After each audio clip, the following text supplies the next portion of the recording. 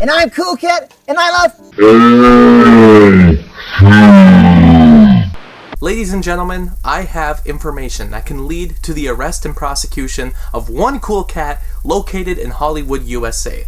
A menace to society, Cool Cat has been terrorizing our homes since 2012, with the sudden emergence of his accomplice, Derek Savage. With the help of Butch the Bully, Maria, TV's Estrada, and noted actress Vivica Fox, Cool Cat has been responsible for most of the global incidents that have happened in the past 8 years. He is not a cool cat. In fact, he's an uncool cat, and it is time to bring a permanent end to this awful nemesis.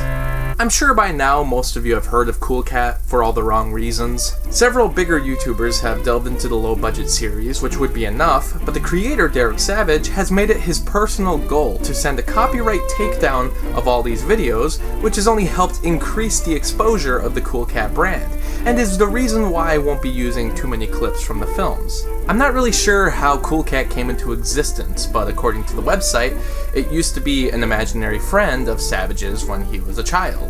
Since then, Savage has grown up to write screenplays about revenge and the Bible, but his most successful project was bringing Cool Cat to life in a children's book, which later became a short film, which later became a feature film.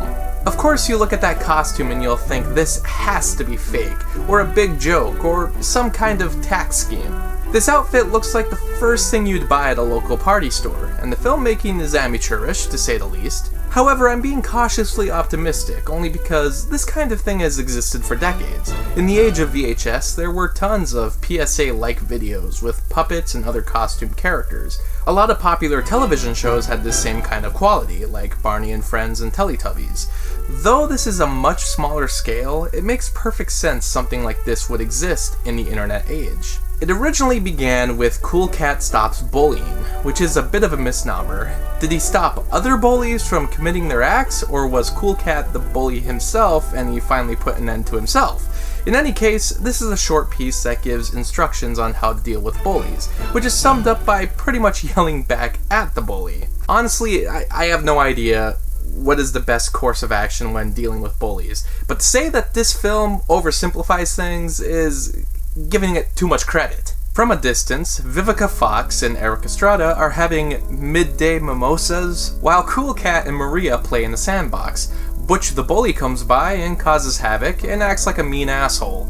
With some coaching from the adults, Cool Cat turns into an angry, yelling kitty who is reminiscent of Eric Andre, honestly. Along with a beautiful close-up of Cool Cat's angry eyebrows, we see the beginnings of everything wrong with the Cool Cat franchise. Bad acting, messy editing, repetitive music, subpar cameos that probably accounted for most of the budget, and Cool Cat dancing. So much dancing. And then we see Derek Savage at a green screen table explaining the evolution of Cool Cat as if this is a retrospective of a long, iconic career. I bought the 3 DVD box set, which comes with the original shorts and the first feature-length film, a second disc with a new feature film titled Cool Cat Kids Superhero, and a third disc that just has bonus features, outtakes, extra stuff like that.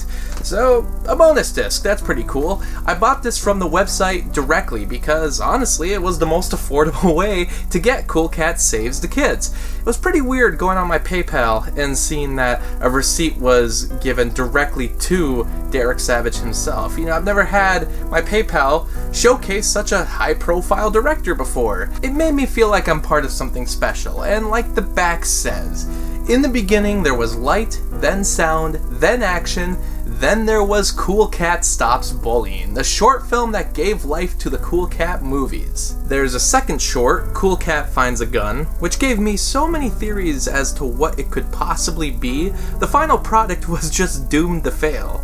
This has the introduction of Mama Cat and Daddy Derek. So apparently Cool Cat is their son. Why doesn't Cool Cat look anything like Daddy Derek? Maybe he's the stepfather? There's more dancing, and a kid almost gets hit by a car as our supposed heroes watch it happen. And Cool Cat is getting so livid about the new crimes Butch the Bully is committing, I'm beginning to fear Cool Cat may have a heated anger management problem. He chases the bully and evolves into a slow-mo speed racer that can high jump almost a 5-inch vertical. then a gun comes out of nowhere, which Butch decides to use as a fear tactic at school, but he gets arrested after Cool Cat rats him out. So overall, another successful day in the life of Cool Cat. There's not celebrity cameos this time around, unless you count the end credits PSAs with Vivica Fox and Eric Roberts of Human Centipede 3 fame. However, by far the most pointless of all these shorts was Cool Cat in the Hollywood Parade, which is apparently done in LA every Christmas, but somehow Cool Cat got to join in the fun. You can see the big ego trip the creator is having, but I think it shows exactly what's wrong with parades. No matter who shows up, people will clap. Do you really think people have any idea who Cool Cat is? Of course they can call him by his name, it's on his frickin' shirt. And if this is just a glorified home video, why does Cool Cat need to be green screened in some of the shots? Did they not get this specific angle on the original night? Cool Cat is portrayed by Jason Johnson, who's listed in the credits as Jay Johnson. But Cool Cat is listed twice in the credits, one time as Jay Johnson, but the other time just as Cool Cat. So Cool Cat is played by Cool Cat, and Cool Cat is also played by Jay Johnson, and if anybody is actually sticking around this long enough for the credits, you're just going to be wildly confused. And all the credit sequences for all the shorts and the feature films are exactly the same. It has Cool Cat dancing to the left, and the credits are going extremely slow.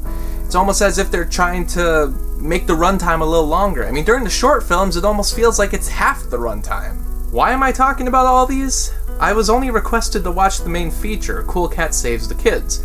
Well, on this DVD, which has Derek Savage introductions, everything comes on one track that's about 2 hours long, so I figured I'd watch it all now and get it over with. But once we get to the feature presentation, I was startled. Like the first short films, this all revolves around Cool Cat dealing with bullies, but in the cyber variety. Butch returns as the 1930s serial-style villain, but he's a bit older. In fact, all the child actors are, because some of this footage was shot a few years after the original shorts. And while the title of Saving the Kids has almost nothing to do with the program, besides this line, "And I'm Cool Cat, and I love all kids." After the impromptu music video that goes on for way too long, along with a salsa version of the Cool Cat theme, we suddenly see footage from the Hollywood Parade, if not the exact same footage we saw in the earlier short. So really, if you plan to watch Cool Cat Saves the Kids, there's pretty much no reason to watch Cool Cat in the Hollywood Parade, unless you want to see some different takes and line deliveries from the original short, because it's essentially the exact same thing in the full-length movie. But to make things even stranger, halfway through the movie they start playing Cool Cat Stops Bullying, which with this DVD we already saw an hour earlier. It's got the cameos again, the bully again, the sandcastles. I actually thought I entered the DVD Twilight Zone because this seemed like an extremely weird setup. They try to fit it into the story, if you would even call it a story, but it feels incredibly jumbled, especially since this footage is shot with an entirely different camera. Sure, there's this thing about running for class president and a writing contest that can win an estimated $100, but predictably, they also have Cool Cat Finds a Gun Again. So were those shorts just proof of concept that were meant to be part of a bigger final film? If that's the case, why does this DVD have it all play on one track? There's no reason to watch it twice, but with these special intros, it feels like home media created for the hardcore fans only. I'm not sure if you can count this as a movie, because it's set up like an after-school variety special that really misses the mark on all counts. Cool Cat Saves the Kids is awful, and he doesn't actually save the kids. It's got forced messaging, forced cameos that are barely famous, and subpar suburban filmmaking. If anybody ever finds this house, they should make a plaque out of macaroni, put it on the front steps, to show the world that this is where they filmed the instant classic Cool Cat. Derek Savage lives in Hollywood, and when he's narrating, he sounds very knowledgeable, confident, and excited about movies. He loves his creations and always wants to show them off, and he discusses all the connections he has to different agents and people in the industry. Apparently, he tried to get Chuck Norris in the first short film. Now, that would have been an accomplishment. Nevertheless, I think this shows that an ego trip can cloud a person's judgment, unless this really is a tax scheme. I know I get invested in my own projects. I try to improve upon them, work out the ideas, put tons of hours into my work, but sometimes I might not be focusing on the final product, how it's actually turning out, being self-critical anyway. Derek Savage said he wanted this to be in cinemas, but the distributors didn't think it was long enough, allegedly.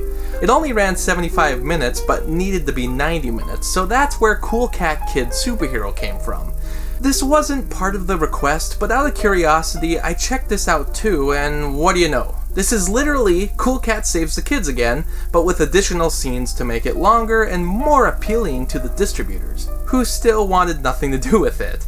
It still isn't 90 minutes, but Savage does everything he can to make it longer, which includes the previous shorts, new footage of motorcycles, and other things to fix continuity errors. There's PSAs thrown at the end and a minute-long promotion of merchandise, and with all of that, it still only comes in at a measly 87 minutes. Come on, Derek, how will Disney give this a chance if you can't make it 90 minutes long? I don't even dare watch the third disc because I think I've had enough.